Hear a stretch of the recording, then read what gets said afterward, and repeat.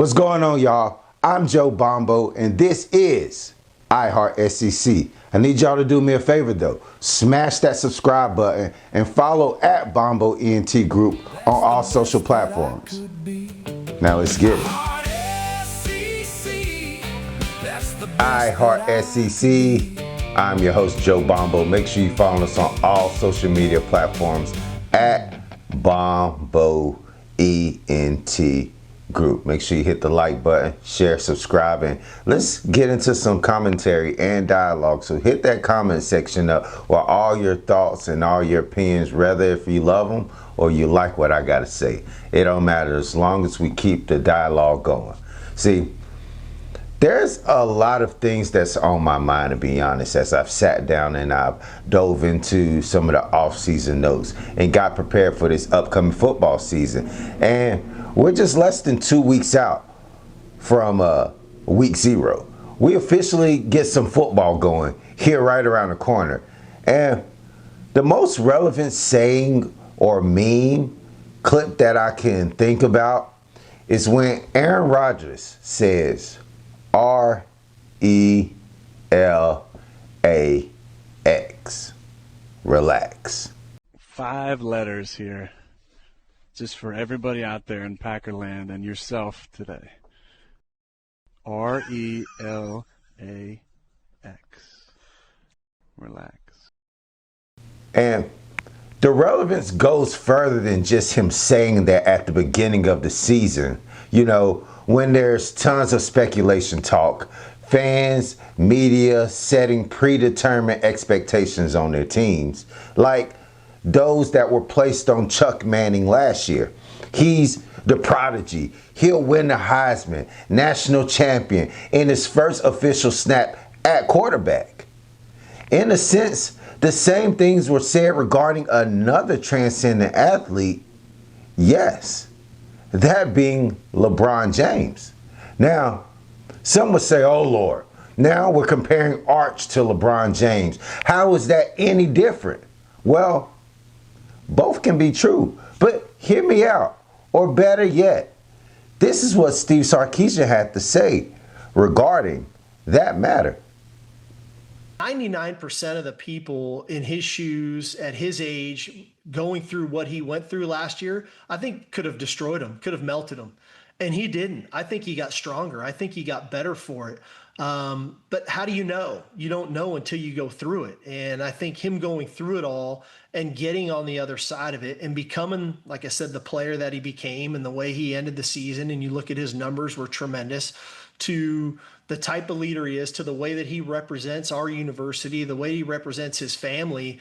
I think that you have to go through it. You don't know, because there's no manual for going through stuff like that. I mean, he was the most decorated college football player that had never played a game of all time. I mean, it was LeBron-ish, you know, to some degree. Yeah. But this is the thing. Yes, plenty was expected from Chuck. And like I said, I need to see it. That's always been my pushback regarding the glazing over this new Manning hitting the college football scene. See, they say a fool will soon part from his riches. And in this broadcasting sphere, your riches are your words, your opinions, the statements you make, and you're willing to fall on that sword for. And when you use your voice carelessly and don't have the necessary information to make that assumption, your opinion becomes void, invalid, irrelevant in my eyes. And there were a lot of opinions that were tarnished last season by jumping the gun. And they lifted Arch on this LeBron-like pedestal before he even had a chance to cut his teeth within the SEC. So he was kicked down, of course. He went through his growing pains, progressed throughout the year, got better weapons to support him and his ability this offseason. So I'm hoping those that spoke irrationally have learned to relax. And It reminds me of this scene from American Gangster. Success. It's got enemies, right? Lots of enemies. So your success took a shot at you. What are you gonna do now? How are you gonna kill it? You gonna become unsuccessful? Frank, we can be successful and have enemies, right? We can be unsuccessful too. We can have friends. That's a choice we make. Success took a shot at Texas. They didn't meet expectations. Now, how do they respond? That's the question, because even if they lose to Ohio State, we just need to relax. I don't expect them to lose that game, but this is a gauntlet in front of them, and there'll be more than enough games in front of them for them possibly to make that championship run. I'm Joe Bombo. This is iHeartSEC. Make sure you hit the like button, subscribe, and leave your comments on this dialogue. Wake up, wake up, wake up, wake up, wake up, wake up out of your sleep, wake up out of your sleep, wake up, I command you in the name of Jesus, wake up out of your sleep, wake up out of your sleep. The Lord told me to tell you, wake up, wake up, wake up, wake up, wake up, wake up. This is Chad Scott from GridironNow.com, and you're listening to iHeartSEC. There's been an ongoing conversation regarding playoff expansion. 16, 24, Big Ten won the ladder. SEC won 16. Notre Dame won an automatic bid. Everyone feeling more creates more opportunity, more media dollars, giving this whole March Madness feel. But we all know college football, it's a bit different from March Madness. Let's be quite honest. It's a physical game. And the teams with the biggest, strongest, fastest, prevail in the end. That's why we watch. There was a documentary dropped last year called Any Given Saturday within the conference. Anything could happen with competition. But what happens when the competition is compromised by self-preservation? Because you're also talking about how you've got to get your roster deep enough to be able to get through the crucible of a playing season. And, at some point, maybe you might rest starters in SEC regular season games knowing, okay, if there's 24 getting in the tournament, I'm one of them. I need to make sure this kid's ready for December and January, right? So what's the right number, do you think? Well, I think that's the tricky thing. Like right now at 12, I don't think that that's a reality because you still want to play for a conference championship. Mm-hmm. And you're still trying to get that first round bye, right? Right. Which different in the NFL. You think about the NFL, you've got 32 teams, 14 teams make the playoffs, and you see teams in the NFL. Think about week 16, 17, or 18 there now in the NFL, especially week 17, week 18, where teams that clinch their division do rest players. Because they do know that they have that bye or they can't move their slot in the playoffs. And so, let's rest a Josh Allen or a Pat Mahomes or whomever, Jamar Chases, all the great ones. I don't think we're there yet in college football because the way the 12-team playoff is structured. If that time comes when we get to 24 or 16 or 24, whatever that looks like, I do think that may become a reality because, again, we've got a responsibility to our universities to try to compete for championships, and is that what we want in college athletics? Is that what we're looking for? And I think that's where I credit Greg Sankey with the SEC, that he somewhat pushed pause on expansion to say, hey, let's make sure we're looking at all of the unintended consequences of expansion of the playoffs. And what does that look like? And what does that look for our fan bases for a home game that they may come to against a potential rival and teams are sitting starters? What does that look like? What does it look like not having conference championship games anymore for college football. That's different than the NFL. We're not the NFL, at least not yet. That's right. What does that look like? We all know rivalry week has been traditionally the last week of college football season. What does that look like?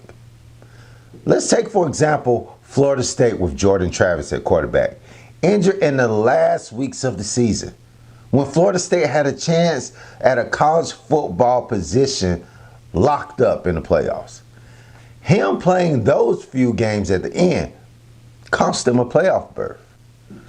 Does he now sit out in this new structure that we're speaking of? In a conference where the slogan is, it just means more, do rivalry games all of a sudden not mean as much? Do we move rivalry games up to earlier in the season to dodge the possibility of sitting players? Yeah, because everyone wants inclusion, right?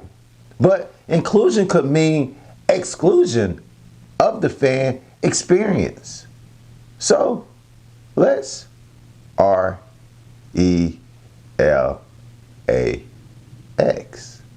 Relax.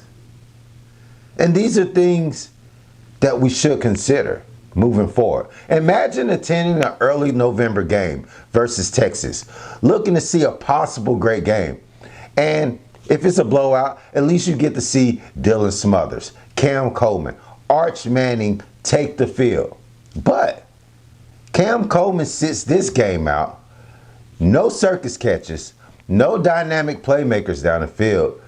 That's a totally different game, a totally different experience as a fan. All with the idea of self-preservation for the playoffs. You're coming out of your pocket damn near $1,000 for a trip. Travel, hotel, tickets to watch the best. That's not what college football has been about. That is not what we want from this game that we love of college football.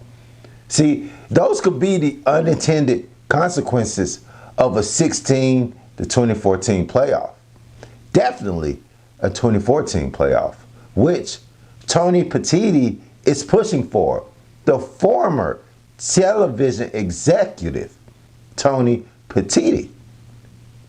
Television dollars go up. Each conference gets a bigger split, while your college football Saturday experience gets watered down. We go to 24 teams. Next, we're giving out participation trophies to the final 8 teams. Why not SEC landscape? There has been a lot of turnover. I'm not saying anything that's not obvious. 36% of the league will have new head coaches. Vanderbilt, Alabama, Tennessee, Mississippi State, Missouri all have first-year quarterbacks. That's 50% remaining teams within the league that aren't starting some sort of new, which leaves 5 teams remaining. Now, how about the teams who are revamping or changing offensive coordinators that creates an uncertainty in their offensive identity? Not all systems will hit the ground running smoothly. Possibly growing pains for those teams. Maybe to the upside, but that's yet to be determined if we're going to be quite honest. More players might be needed to be recruited to fit the new vision of what that coordinator has in mind. That doesn't come with season 1, regardless if they've been on the staff or not. So let's look into that. New OCs out of these 5 teams. That would eliminate South Carolina and Texas A&M. Those teams have sustained coaches over multiple years, and they sustained a leadership at the quarterback position over multiple years, but yet to get consistent offensive schemes. So that leaves 3. Oklahoma has the same coach, same offensive system, same offensive coordinator, going into his second year with the same quarterback for 3 years. That's continuity. Georgia, same coach for forever. Same OC and same quarterback the last 3 years. Doesn't get more consistent than that Kirby Smart defense and that Kirby Smart program that we've seen have so much success. Texas, same coach entering in year 6. Same OC. That being the head coach in Sarkisian. And now you have Arch entering his 3rd year in the system. See, when I look at the SEC odds, I see Georgia, Texas, Bama, LSU, Ole Miss, Oklahoma. You see where I'm going with this one? Georgia, Oklahoma, and Texas should have significantly shorter learning curves this upcoming season. They aren't spending August installing an entirely new identity or teaching a new starting quarterback how to operate their offense. Stockton is back at Georgia. Mateer is back at Oklahoma. Manning is back at Texas. Recent reporting specifically points to Stockton's continuity at Georgia. Mateer's return after his college football appearance in that season that they had last year, and Manning's increased confidence in leadership entering year 2 as the Texas starter. This matters because when everybody else is asking how quickly can they figure it out, these three can ask how much better can we get at what we're already doing. It should put more pressure on these three, not less. Let's understand that. And this might actually be the best angle. If Georgia, Oklahoma, or Texas struggle offensively, continuity can't really be the excuse.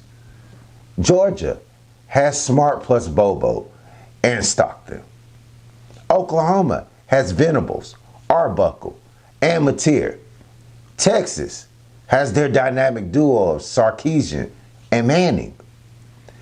There is established terminology, established relationships, and a returning quarterback at all three of those programs. Oklahoma especially has an intriguing redemption angle. Mateer's 2025 was disrupted by a broken throwing hand thumb. Let's say it was the thumb. Broken thumb. Yet the Sooners still made the college football playoffs. So let's frame them as the SEC no excuse 3. Texas, Georgia, and Oklahoma. Georgia might have the cleanest continuity argument out of all those three though. Kirby Smart entering year 11. Mike Bobo remains the OC and Gunnar Stockton returns.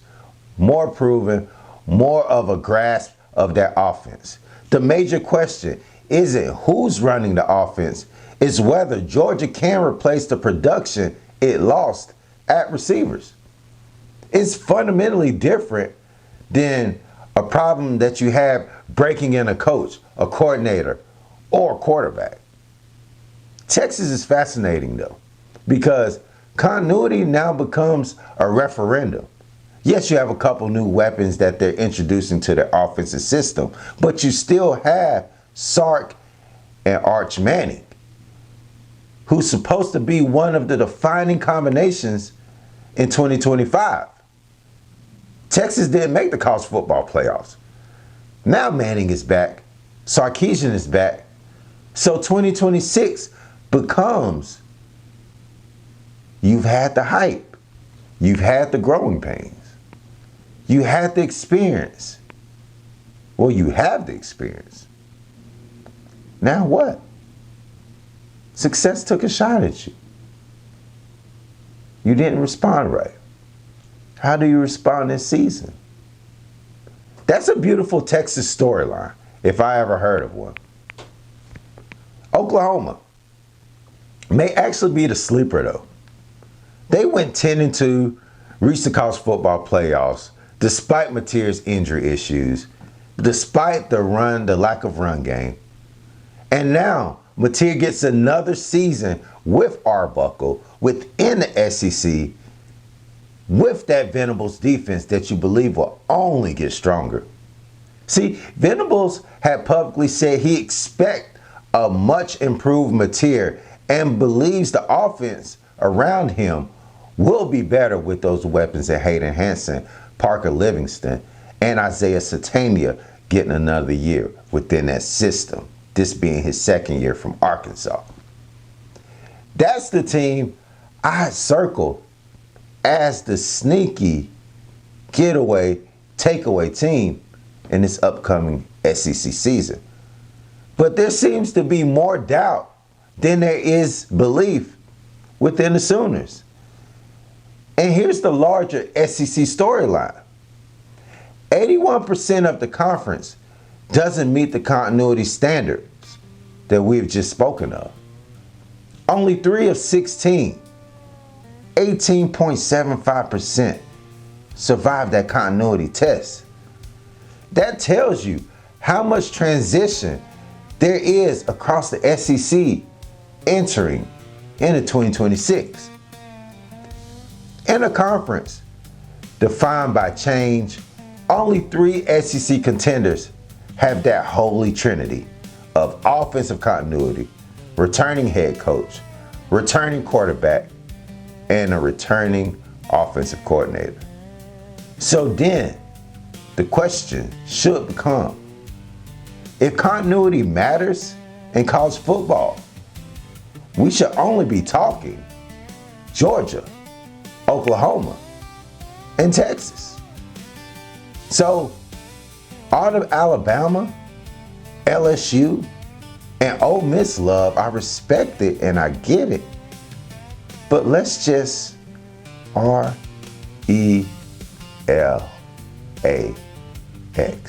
Say it with me.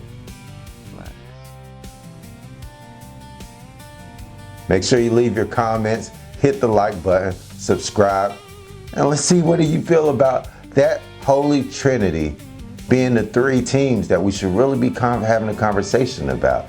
And honestly, when we look at this SEC schedule and how it went to 9 games, I wouldn't be surprised if the SEC doesn't get as many teams as we usually does in the college football playoffs. But the next couple weeks, we'll kick off, and all that will be determined. And since we're on the subject of relax, Jaden Daniels, number 5. Your legacy means more than a number, brother. So just relax. I'm Joe Bombo, and this is iHeartSEC. Until next time.